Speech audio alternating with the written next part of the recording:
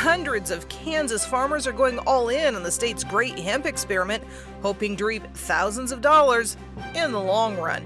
We'll check on their progress. And another local medical clinic in trouble? That's what one western Kansas town is worrying about. Plus, he's back. Kris Kobach announces he wants to be your next senator. Can he win enough of your votes to do it? That's what we're talking about right now on Kansas Week.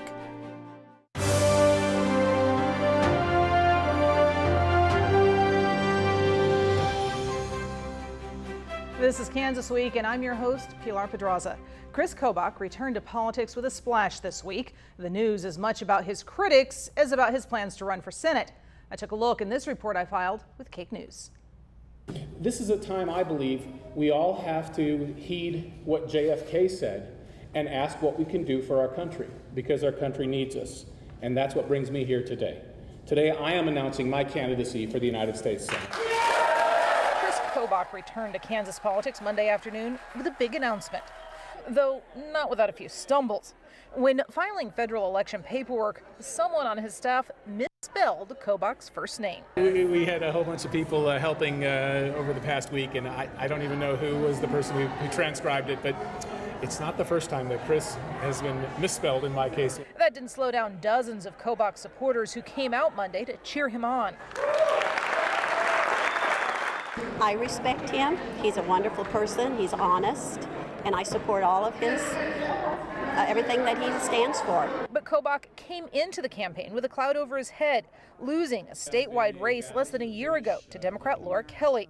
Political analysts say he still has enough support in what's likely to be a crowded field to win the Republican nomination, but maybe not enough to beat a strong Democrat. Kobach running does increase the chances of a Democrat winning a Senate seat in Kansas, but the chances of a Democrat winning are still small. But if Kobach becomes the Republican nominee, then it's probably a 50-50 race. Shortly after the announcement, the Senate Leadership Fund, tasked with electing Republicans to the Senate, released a statement pointing out Kobach's losses both to Governor Kelly and in 2004 to then U.S. Representative Dennis Moore, saying, quote, "Kansas Republicans deserve a nominee who can win. It is imperative Republicans put our best foot forward in Kansas." Everybody that I have heard from so far today who has been opposed to your race has been a Republican. How do you go about winning back those Republicans who have deserted the Kobach train? Well, you know, a lot of people in Kansas for years have called themselves Republican, but then, of course, every single cycle they come out and oppose the Republican candidates for whatever the office is. And joining me on the desk this week to discuss this and more, we have State Representative Troy Waymaster, Republican from Bunker Hill. Thank you. State Representative Elizabeth Bishop, a Democrat from Wichita. And Dr. Neil Allen, political analyst from Wichita State University. Thank you all so much. And of course, we all saw Dr. Allen and Neil on that story that I did on Monday. So I'm going to come back to you because there was a lot more that you had to say, which obviously we didn't have time to fit in that. It's a very complex set of circumstances going into all of this. How certain is it?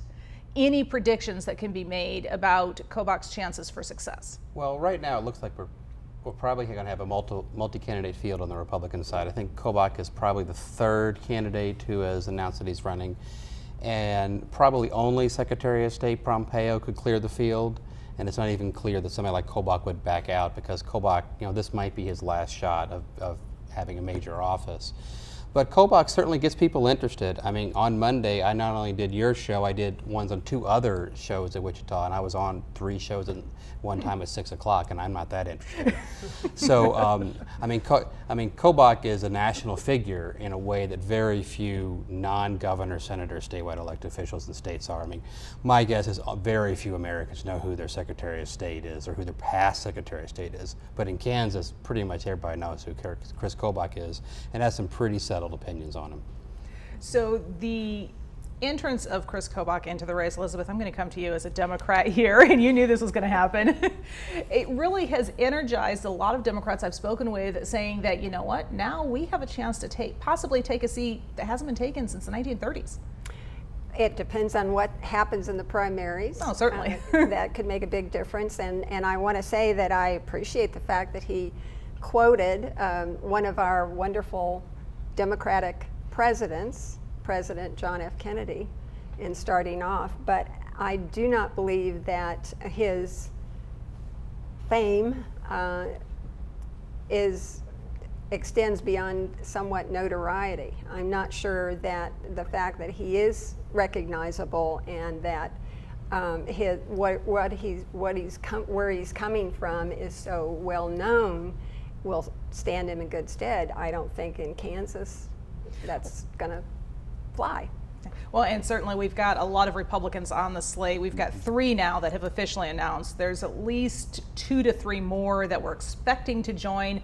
Plenty for Republicans to choose from. As we look at this race, how heated are you expecting it to get? Well, it depends. I would say, obviously, with Kris Kobach entering the race, it's kind of energized some discussion in regards to the U.S. Senate race. Obviously, as you mentioned in the opening, there's been some critics that have come out, both on the national Republican level, and then also you have this outlier out there that obviously Senate Majority Leader Mitch McConnell has made it very clear that his top candidate is the Secretary of State, Mike Pompeo. He would like Mike Pompeo to jump into the race. If that were to happen, I think it would clear the field on some of those that are thinking about running for the U.S. senatorial race if Pompeo would happen to jump in. Because if Pompeo jumps in the race, it's pretty much going to be his. He has the name recognition, he has the popularity. It would be very difficult, actually it'd be extremely difficult to beat Mike Pompeo in a primary race. But at that point, I mean, if Pompeo he's kind of said that he would not be jumping into that. We'll see what happens. But you can't dismiss Kris Kobach. He's ran 3 statewide races. 2 he has won. In the primary race, in the gubernatorial race last summer, he ousted a sitting governor when he took out Collier and Mann.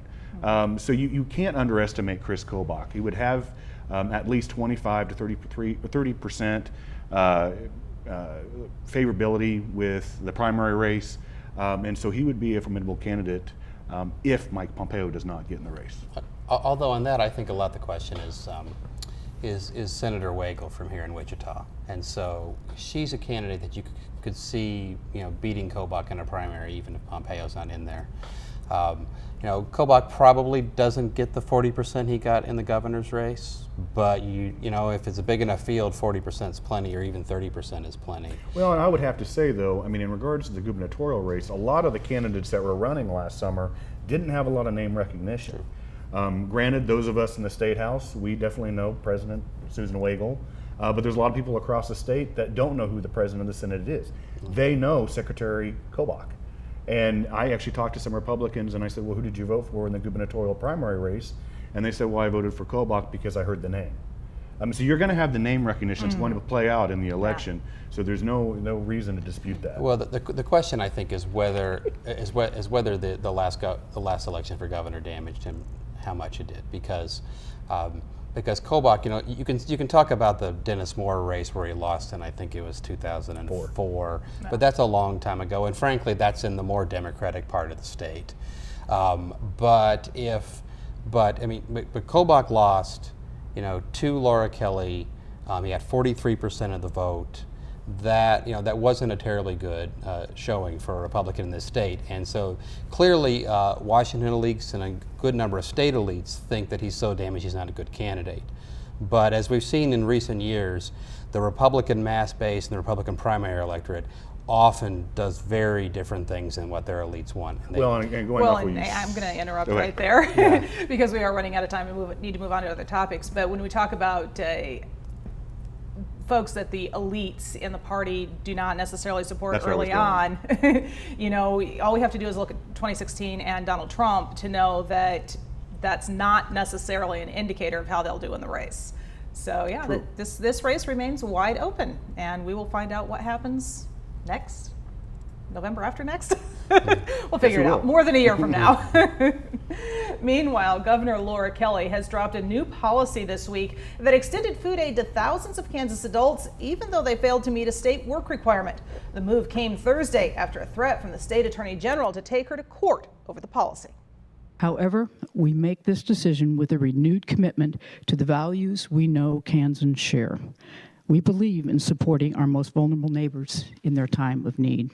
And top Republicans in the legislature had argued the policy change violated a 2015 state law imposing work requirements and time restrictions on food and cash assistance. Kelly said she believes her administration's policy was legally defensible, but that engaging in a lengthy court battle was not worth the cost to taxpayers. House Minority Leader Dan Hawkins told KSN News he believes the law is clear, saying, quote, "I think this puts them on notice to know that someone is watching. They can't just do these things. We're paying attention. We have laws. We had that law for a specific reason." And this is kind of maybe a little bit of inside politics, but that's what we tend to do on this show anyway. And it's been brewing for a few weeks in Topeka, so any surprise really that it reached the point that it did this week? No, I don't think there was any surprise. Obviously, a few weeks ago when Governor Kelly and also the Secretary of Kansas Department of Health and Environment and also Department of Children and Families, Laura Howard, brought these changes to the existing statute that was passed by the HOPE Act in 2015, it did stimulate some conversation, obviously, between Majority Leader Hawkins and the second floor. Yeah. You saw a lot of dialogue going between Representative Hawkins and Governor Kelly in regards to whether or not this was actually legal in regards to the statute that was passed in 2015. Obviously, the climax of the whole thing was when Attorney General Derek Schmidt sent a letter to Governor Kelly saying you need to drop the provisions that you're wanting to change, or we're going to seek litigation. And that was the precipice for her to come forward and say, no, we're not going to enact the changes that we had basically said we were going to a couple weeks ago. And I know we didn't hear from her in the soundbite in the piece that we ran, but one of the things that she said as she was making this announcement is that this aid was designed for folks like those who are just coming out of the foster care system or those who are working on trying to get into disability that maybe need a little bit more than those 3 months. The win-loss, I'm going to go to Neil here on this, of this particular decision to not fight for it. She said the decision was because the state can't afford the fight, that it's not financially feasible. Does that hurt her? Does that help her? Well, I mean, there's going to be a limit to how forceful a governor can be in Kansas when they're a Democrat. And so they're not going to get the kind of support from the legislature that you might see in other states. And also, what's going on here is that we have a very different set of legislators in Topeka than we had in 2015 that passed this. But we don't have such a radically different and further to the left group that Governor Kelly can change everything in the state and that the Republicans did in the Brownback era. And so we're really dealing with issue after issue of kind of seeing if there's a new equilibrium. But also, if you think about what Laura Kelly ran on, this wasn't a major issue. This isn't Medicaid expansion. This isn't reversal of the Brownback tax cuts. And also of the social spending that people in Kansas voted for changing, it's really more about schools. And so this is a different kind of issue. But she'll have there's going to be legislative elections next fall. And if Democrats pick up a few seats, then we can revisit this. Well, and certainly at this point, Democrats have really been pretty quiet on this, Elizabeth. Well, I would kind of like to take it back to the policy issue rather than the politics around it, because I think the policy is key and very important here. One thing to note is that the property at issue were exemptions granted to the state by the U.S. Department of Agriculture, and were 15,000 of them, as I understand, and were literally sitting on a shelf ready to be used. And there was the choice to use these for people who were in transition, such as someone coming out of the foster care system and needing to establish himself or herself as an adult living in the world and needed some extra help making that transition.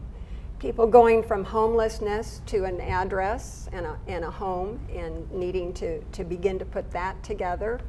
And perhaps women leaving an abusive relationship that need to figure out how to live independently and deal with all the changes that brings.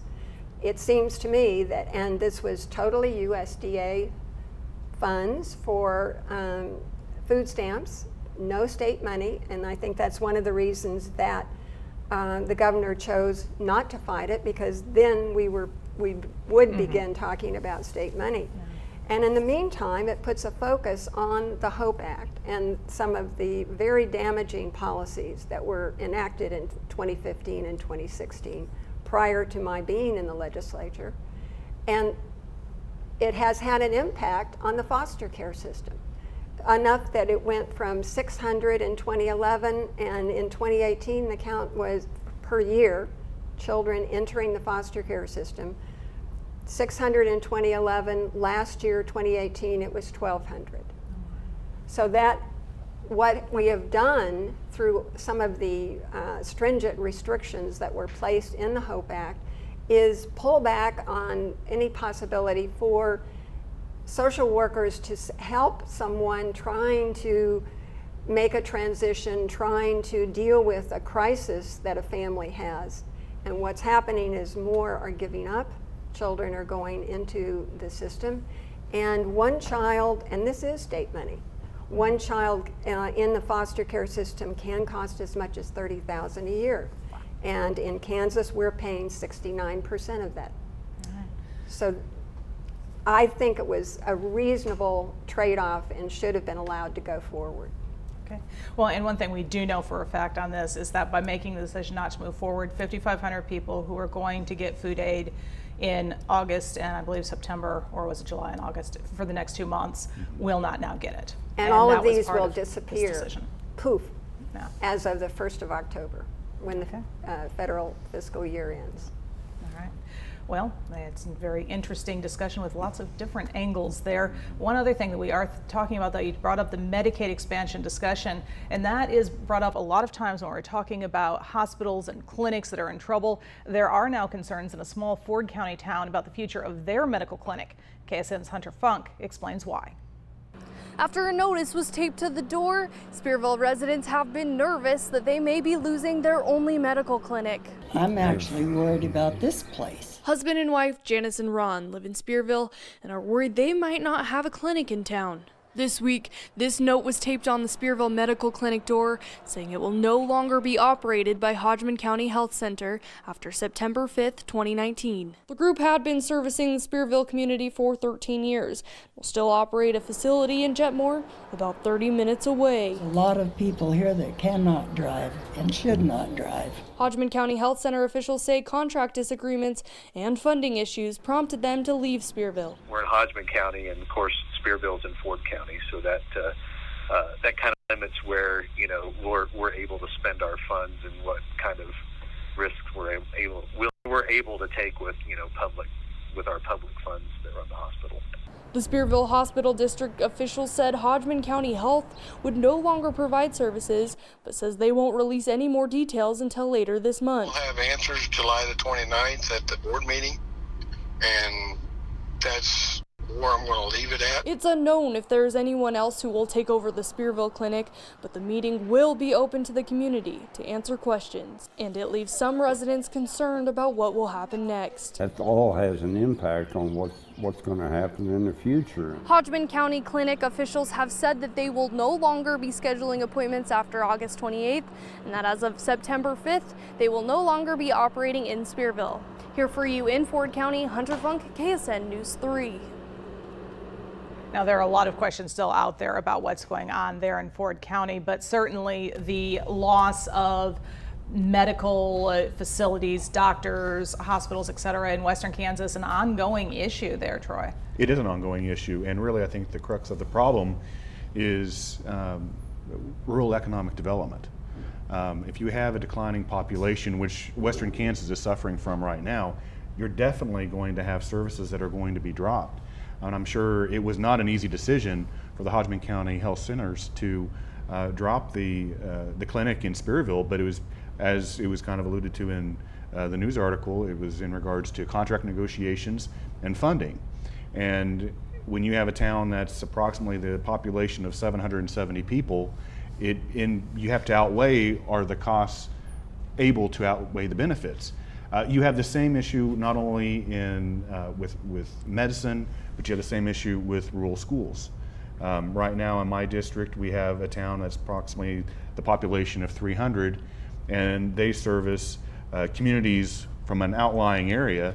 And right now, they're looking at the possibility of closing their school just because the student population has dropped so much in the last few years. I actually resided in a town where consolidation was a discussion between school districts, and that town that I lived in was the brunt of its elementary school closing. So I firsthand know what happens when you lose a service that is vital to the community and what that can do to the community after it's gone. And so there's an array that we need to address, not only the medical facilities in Western Kansas, not just the schools, but we need to address rural economic development. And how do we get people to exhibit from not doing the rural flight and move back to rural areas of the state? That's where we really need to focus on, because we're seeing a declining population in Western Kansas. Our districts in Western Kansas, when the 2020 census comes out, we're going to have much larger districts in the state legislature because the population has dropped. Yeah. How do we get people to come back? And you're probably going to have less districts in Western Kansas. Well, I'm just saying we're going to have less because the population out there is dropping. How do we address the real issue in Western Kansas if we're not going to talk about rural economic development? And that has been an issue that has not only been with the Kansas Department of Commerce the last few years, but it was also in a fight with urban and rural legislators for 2 years in regards to a bill that I introduced, the Ad Astra Rural Jobs Act, which was to incentivize businesses to move into rural parts of the state to create jobs. Now, the rural opportunity zones did something in trying to get some people to move back to rural areas of the state, but if you don't have a job, nobody is going to move to a rural area if they're just going to be a body. They want to have a job and a livelihood in rural Kansas. And maybe one thing to look at here, if we're not going to try to open the federal spigot on Medicaid, or we can't figure out some way to radically change the economics of rural areas, is to try to change how we let basically businesses in urban areas like this one get out of paying taxes or have tax benefits for opening. Because in Wichita and in some of the surrounding communities, we have these tax increment districts, we have star bonds that are ways of basically exempting or at least giving tax benefits to companies for opening often retail stores. And those kind of things can work in a place like Wichita, but there's no way you're going to get some large suburban development to go out to Spearville, no matter how much taxes stuff you give them. And so maybe it's time to look into this kind of favorable tax treatment for businesses, which can help Wichita, that can allow Johnson County communities to cannibalize each other's businesses, but gives nothing to rural Kansas. Well, and that was Well, the thing. and I'm sorry, I'm going to interrupt. I keep doing that to you, Troy, but you have a lot That's to what say, Ad I Astra understand. did. I mean, that's what I was just going to Yeah. say. Thank you, Elizabeth. And I know this is one of the issues that you have really worked on a lot. I have. I appreciate the input that you have. We're going to move on to one last topic that is also affecting Western Kansas, and maybe is helping a little bit with that rural development, as you and I were discussing. It is helping. Not tobacco, but hemp is the new hot crop in Kansas. In the first year of the state's new experiment, some 5,200 acres in 71 counties have approval to plant hemp. Both Cake and KSN checked on the progress of this new crop this week. We begin with KSN's Carly Willis in Hayesville. Different containers, fertilizers, and access to sunlight. We are testing some different production techniques in here. Jason Griffin and team at the John C. Pear Horticulture Center are working to find the answer. How will hemp grow most successfully in Kansas? This is the kind of thing that we'll document. From this lone armyworm, And where there's one, there's more, so we'll keep our eye open for them. researchers are taking notes to prepare a report at the end of harvest, which will be turned over to the Kansas Department of Agriculture. We are monitoring for diseases, we're monitoring for insects, and at the end of the season, we will hopefully harvest and we'll be able to pick out some varieties, some that do better than others. Heavy rains recently proved a challenge for some hemp types, but overall, Griffin says the hemp has proved to be pretty manageable to farm. Good news for the state's farmers. But if you're an experienced grower and you know how to grow crops, you know how to grow plants, if you've grown in a greenhouse before, you can grow this plant. Required to post a sign letting people know that basically this is not marijuana, it is hemp. But Thane Ediger says he's glad they let him post the sign here at the entrance gate to his 2-acre hemp field rather than out by the road.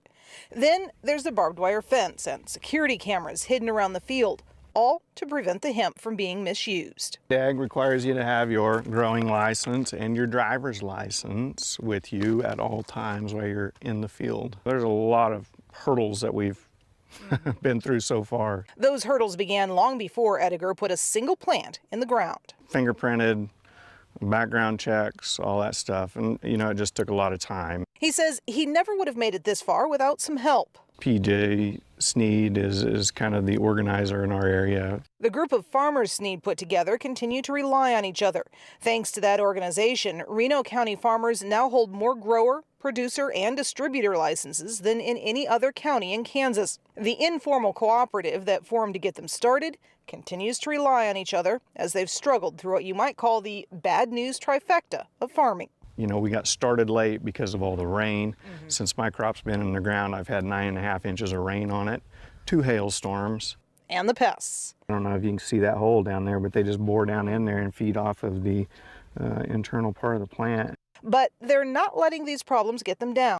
Instead, looking ahead to what this all may lead to, a crop that has the potential to pay $30,000 to $40,000 an acre. If it does make it, then I think, it could be good in future years. I figured if you could get in on the ground level of it, that would be, the time to get in. Now, Troy, Elizabeth, I know both of you voted for the legislation that made all of this possible. Elizabeth, I'm going to start with you real quick. We don't have a whole lot of time. As you're watching what's happening, is this what you're expecting? Is this what you were hoping to see out of all of this? Pretty much, except for the weather. I don't think anybody was expecting that. We took a tour of the John C. Pear Research Center, and Jason Griffin at the John C. Pear Center says he kills plants so you don't have to. Because that's what they're doing. They're making comparison between different types of plants, and letting some, just completely go, doing some inside, some outside, and so forth. And then they will have, that's the way research is conducted. Yeah. And that is, to be clear, there's a reason I kept calling it an experiment in my piece is because they're figuring it out right now. And they're supposed to have less than 0.03 THC. Yes, this is not marijuana, as the signs so clearly Right. say. Well, we are out of time. Troy, Elizabeth, Neil, thank you so much for joining me. I appreciate you being here. And we'd also like to thank our news partners at KSN, Cake News, and the Wichita Eagle for sharing their materials with us. For now, have a great week.